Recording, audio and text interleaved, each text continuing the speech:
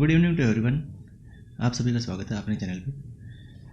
आज पूरे दिन में जो कोई टॉपिक चर्चा में रहा है तो वो है राहुल गांधी का टॉपिक।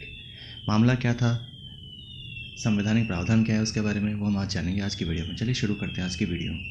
मामला ये हुआ कि राहुल गांधी ने किसी भाषण के अंदर ये बात कह दी कि देश के सभी चोर के सरनेम मोदी ही क्यों है, और इसी बात को लेकर सूरत डिस्ट्रिक्ट कोर्ट में केस गया। और केस जाने के बाद में सूरत का जो कोर्ट है उसने ये फैसला सुना दिया कि राहुल गांधी को 2 साल की सज़ा दी जाती है। अब इसी बात को लेकर जो हमारी लोकसभा है वहाँ के सचिव ने एक लेटर जारी कर दिया और राहुल गांधी की जो एमपी की सदस्यता है वो वहाँ से रद्द कर दी गई। अब इसके बारे में संवैधानिक प्रावधान क्या है वो हम जानते हैं। तो सबसे पहले रद्द करने से पहले हम ये जान लेते हैं कि संसद की सदस्यता क्या है, उनकी अर्हताएँ क्या हैं। सबसे पहले संविधान ने संसद में चुने जाने के लिए कुछ अर्हताएँ निर्धारित की है, जैसे उसको भारत का नागरिक होना चाहिए और जब वो जीत जाएगा तो उसको शपथ लेनी होगी, चाहे वो चुनाव आयोग हो या चुनाव आयोग द्वारा अधिकृत कोई भी व्यक्ति हो उसके सामने। तीसरा क्या है, उसको यदि राज्यसभा में चुना जा रहा है तो उसकी एज 30 होनी चाहिए, और यदि लोकसभा के लिए चुनाव लड़ रहा है तो उसकी एज क्या होनी चाहिए, 25 होनी चाहिए। और उसके पास कुछ ऐसी अन्य अर्हताएँ भी होनी चाहिए जो संसद द्वारा मांगी गई हो। इसके अलावा जो पीपल एंड रिप्रेजेंटेशन एक्ट है, जिसको आरपीआई अधिनियम भी कहते हैं 1951 का, कि जो व्यक्ति जहाँ से चुनाव लड़ रहा है तो उसको उस क्षेत्र का पंजीकृत मतदाता भी होना चाहिए। ये पहले 2003 से पहले लोकसभा और राज्यसभा दोनों के लिए कंपलसरी था, लेकिन 2003 के अंदर राज्यसभा में ये जो चीज़ है इसकी कंपलसरिटी खत्म कर दी, अनिवार्यता खत्म कर दी। अब राज्यसभा में क्या होता है कि जैसे कोई पंजाब का व्यक्ति हो तो वो राजस्थान से चुनाव लड़कर जीत सकता है। मनमोहन सिंह ने पहले जीता ही था जब प्रधानमंत्री बने थे तब, तो वो अनिवार्यता खत्म कर दी है। और सुप्रीम कोर्ट में 2006 के अंदर एक इसी मामले में जो निर्णय सुना है उसने भी कहा कि हाँ चलो ठीक है, ये राज्यसभा के लिए ठीक है, लेकिन लोकसभा में ये भी लागू नहीं है। लोकसभा में उस क्षेत्र का मतदाता होना जरूरी है।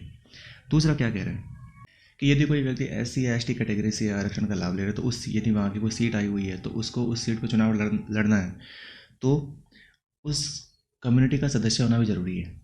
हालांकि वो जनरल सीट और अपनी जो रिजर्वेशन सीट दोनों से चुनाव लड़ सकता है, लेकिन जनरल वाला सिर्फ जनरल वाली सीट से चुनाव लड़ सकता है। ये एकदम नॉर्मल सी बात है, ये सभी को पता होगा। हमारा जो मुद्दा है वो है कि इनकी निर्भरताएँ क्या क्या हैं। देखो, संविधान के अनुसार कोई भी व्यक्ति संसद का सदस्य तब नहीं बन पाता, 3 कैटेगरी में होता है। एक तो संविधान ने जो बताया, उसके अलावा दल बदल अधिनियम के तहत, और जो तीसरा है वो RP अधिनियम 1951 के तहत। अब पहले संसद वाला देख लेते हैं संविधान के अनुसार क्या क्या बताया गया है कि यदि वह भारत सरकार या किसी राज्य सरकार के अधीन कोई लाभ का पद धारण करता है, प्रॉफिट का पद होता है वो, उनमें कौन कौन सी चीज़ें हैं। हालांकि लाभ के पद के अंदर है जो कोई मंत्री है या कोई राष्ट्रपति बन गया, उपराष्ट्रपति बन गया, राज्यपाल बन गया, ये सब चीज़ें लाभ के पद के अंतर्गत नहीं आती है। लेकिन कोई मंत्री वगैरह ये सब लाभ के पद के अंतर्गत नहीं आते हैं। दूसरा क्या है, यदि वो विकृत चित्त है, मतलब दिमाग सटिया गया है, उसका दिमाग खराब हो गया है और न्यायालय ने ये बता दिया कि मतलब ये आदमी बावला हो गया है, तो वो नहीं है, वो भी संसद का सदस्य नहीं बन पाता है। तीसरा, यदि वो दिवालिया हो गया हो और दिवालिया घोषित कर चुका हो सरकार ने उसे, तो वो भी संसद का सदस्य नहीं बन पाता है। चौथा क्या है, यदि वो भारत का नागरिक नहीं, मान लो भारत का नागरिक ना रहे, किसी दूसरे देश की नागरिकता हासिल कर ले, तब भी उसको संसद का सदस्य बनने से रोका जा सकता है। और यदि वह संसद द्वारा बनाई गई किसी विधि द्वारा निर्धारित कर दिया जाता है, या संसद ने कोई ऐसा नियम बना दिया कि उसके अंदर ऐसे रूल है जिसको वो अफोर्ड कर रहा हो, तब भी उसको वहाँ से हटा सकते हैं।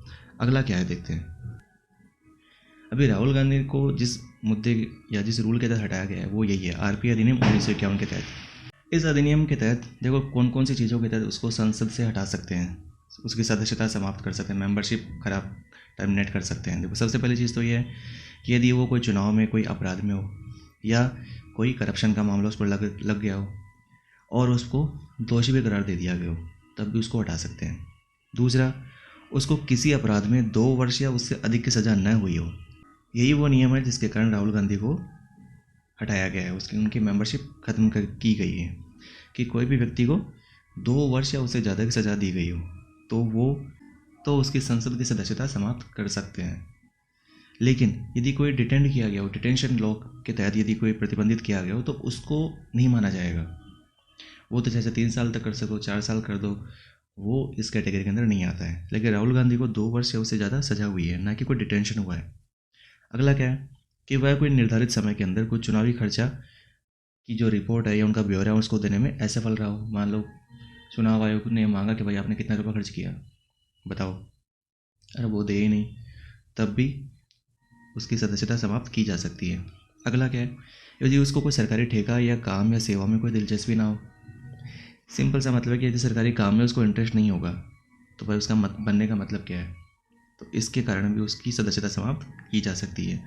या किसी निगम में लाभ के पद या निदेशक या प्रबंधक निदेशक के पद पर हो, जो भी मैंने पहले बताया था लाभ का पद, या जिसमें सरकार का 25% हिस्सा आ रहा हो, तो वो भी सदस्यता समाप्त करने के लिए पर्याप्त मुद्दा बन सकता है। या उसे कोई भ्रष्टाचार निष्ठाहीन होने के कारण सरकारी सेवाओं से बर्खास्त कर दिया गया हो, तब भी उसकी सदस्यता समाप्त की जा सकती है। या विभिन्न समूहों में कोई ग्रुप ऐसे या कम्युनिटी या समाज में वो शत्रुता बढ़ा रहा है या रिश्वतखोरी के काम कर रहा है, उसके लिए दंडित भी कर दिया गया हो, ऐसे मामलों के अंतर्गत भी उनकी सदस्यता समाप्त की जा सकती है। समाज के अंदर कोई छुआछूत, दहेज, सती प्रथा जैसे सामाजिक अपराधों के प्रसार में भी सम्मिलित पाया गया हो, तब भी उसकी सदस्यता समाप्त की जा सकती है।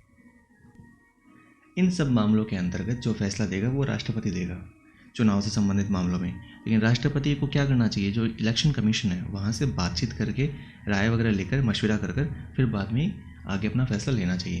क्योंकि हो सकता है ना कई बार भावावेश में आके कोई भी कुछ भी बोल सकता है, तो ये ज़रूरी नहीं कि हर किसी को जेल में डाल दोगे आप, तो ये भारत की डेमोक्रेसी के लिए भी सही नहीं है। लेकिन इसका मतलब ये भी नहीं है कि कोई व्यक्ति या कोई भी पार्लियामेंट का सदस्य सभा में या चुनावी सभा में कोई किसी के कम्युनिटी के लिए कुछ भी कहे। एक लिमिट होनी चाहिए, क्योंकि वो जो सदस्य है उसके नीचे काफ़ी सारे उसके फॉलोअर्स होते हैं। एथिक्स यही कहता है कि यदि कोई लीडर है तो उसकी भाषा संयमित होनी चाहिए, क्योंकि हो सकता है कि आप जो बोल रहे हो कि वो बातें आपके जो फॉलोअर्स हैं वो भी उसको फॉलो करें, तो उनके बीच में भी एक गलत संदेश जाता है। चलिए, हमारा मुद्दा ये नहीं कि किसका क्या करना चाहिए, हमारा मुद्दा ये था कि हम जो हमने जान लिया कि संवैधानिक प्रावधान क्या क्या है। इसके बाद में जो तीसरा आता है वह है दल बदल के आधार पर निर्णयताएं। उसमें क्या क्या है देखो, उसमें यह है कि संविधान के अनुसार यदि किसी व्यक्ति को संसद की सदस्यता से निर्णय ठहराया जा सकता है तो उसे 10वीं अनुसूची के उपबंधों के अनुसार दल बदल का दोषी पाया गया हो। जैसे मान लो कोई सदस्य ए है, ए नाम का कोई सदस्य है जिसने बी नाम की पार्टी से टिकट पे चुनाव लड़ा। अब वो जीत गया। जीतने के बाद में वो कह रहा है कि भाई मैं तो इस पार्टी में नहीं रहूँगा, मेरे को तो ये पार्टी छोड़नी है। तो ऐसा नहीं हो सकता। हर पार्टी के अपने व्हीप होते हैं। वो व्हीप क्या करते हैं कि संसद में बैठते हैं और उनका काम यही होता है कि उस पार्टी के जितने भी लोग हैं वो आए वहाँ पर और पार्टी का हाईकमान ने जो निर्णय लिया उस पर वो वोटिंग करें। यदि वो ऐसा करने से इनकार करते हैं तो वो उन पर केस ठोक सकते हैं। केस कैसा? दल बदल के आधार पर, और उनकी सदस्यता समाप्त की जा सकती है। लेकिन यदि मान लो एक पार्टी के अंदर 10 लोग हैं और 10 में से 8 लोगों ने ये कह दिया कि हमको ये पार्टी नहीं, हम 2/3 के आधार पर वो दल बदल चेंज कर लें, तब वो मान्य हो सकता है। हाँ, तो यदि ए कैंडिडेट बी पार्टी से चुनाव का टिकट लड़ता है और उसने ये कह दिया कि मेरे को इस बी पार्टी के अंदर नहीं रहना, तो वो क्या हो सकता है, उसकी सदस्यता समाप्त की जा सकती है इस आधार पे, क्योंकि वो एक अकेला बाहर जाने की कोशिश कर रहा है। दूसरी चीज़ क्या है, मान लो बी पार्टी के लीडर ने ये कहा कि आपको सी नाम के व्यक्ति को वोट करना है आज पार्लियामेंट के अंदर या विधानसभा के अंदर, लेकिन वो व्यक्ति ए सी को वोट ना करते हुए किसी दूसरे को डी को वोट कर देता है मान लो, तब भी उसकी सदस्यता समाप्त की जा सकती है। क्योंकि ये क्या है कि पार्टी के राजनीतिक दल द्वारा निर्देशों के विरुद्ध सदन में मतदान करता है या मतदान नहीं करता है, तब भी उसकी सदस्यता समाप्त की जा सकती है। और जैसे मान लो कोई निर्दलीय चुनाव लड़ रहा है और वो चुनाव जीत गया, और जीतने के बाद में वो ये कहे कि मैं तो इस बी पार्टी के अंदर शामिल होना चाह रहा हूँ, तो ऐसा नहीं हो सकता। यदि उसने कोई पार्टी ज्वाइन कर दी, उसकी सदस्यता समाप्त की जा सकती है। किसके आधार पर? दल बदल के आधार पर। और चौथा क्या है, जैसे मान लो राष्ट्रपति या राज्यपाल ने नॉमिनेट किया संसद की सदस्यता में, जैसे राज्यसभा में 12 लोगों को नॉमिनेट करते हैं, राज्य विधानमंडल के अंदर भी जो विधान परिषद है वहाँ पर भी नॉमिनेट करते हैं। यदि मान लो किसी को नॉमिनेट किया किसी सदस्य को और उसको 6 महीने बीत गए, ऐसे ही 6 महीने के बाद में यदि वो ये कहे कि मैं पार्टी बी के अंदर जाना चाहता हूँ, तो 6 महीने के बाद में यदि वो ज्वाइन करेगा किसी पार्टी को, तो भी उसकी सदस्यता समाप्त की जा सकती है। लेकिन यदि 6 महीने से पहले वो किसी पार्टी को ज्वाइन करता है तब उसकी सदस्यता समाप्त नहीं हो सकती, क्योंकि ये रूल लिखा हुआ है। तो जो ये दल बदल के आधार पर जो संसद की सदस्यता या विधानमंडल की सदस्यता समाप्त की जाती है, इनका जो निर्णय होता है, जजमेंट जो कौन देता है, वो उस सदन का जो अध्यक्ष होता है या सभापति होता है। जैसे विधानसभा का अध्यक्ष तो वो उसका अध्यक्ष है, संसद में लोकसभा का अध्यक्ष इसका निर्णय देगा, राज्यसभा में राज्यसभा का सभापति निर्णय देगा इसके बारे में, और ना कि राष्ट्रपति देगा। इन सब मामलों में दल बदल के आधार पर निर्णय राष्ट्रपति नहीं देता है, इसमें उस सदन का जो अध्यक्ष होता है वही देता है। अब 1992 से पहले क्या होता था कि उनके जो सदन के जो अध्यक्ष हैं, उसका जो निर्णय होता था वह अंतिम होता था, और उसके विरुद्ध कोई अपील भी नहीं की जा सकती थी, या न्यायालय उसकी न्यायिक समीक्षा नहीं कर सकता था। लेकिन 1902 के अंदर सुप्रीम कोर्ट ने कहा कि नहीं भाई, ऐसा नहीं चलेगा। यदि आपने कोई ऐसा जजमेंट दिया है, मान लो खराब दे दिया हो, कोई अपनी दुश्मनी निकाल ली उसने, तो ऐसे मामलों के विरुद्ध अब न्यायिक समीक्षा की जा सकती है। 1902 के बाद में ये ऑर्डर आ गया सुप्रीम कोर्ट का। तो मेरे हिसाब से इतना जानना काफ़ी था, तो आज के लिए इतना ही काफ़ी। अगली बार फिर कोई मुद्दा होगा, कोई संवैधानिक मुद्दा होगा, तो उसके बारे में ज़रूर बात करेंगे। तब तक के लिए धन्यवाद।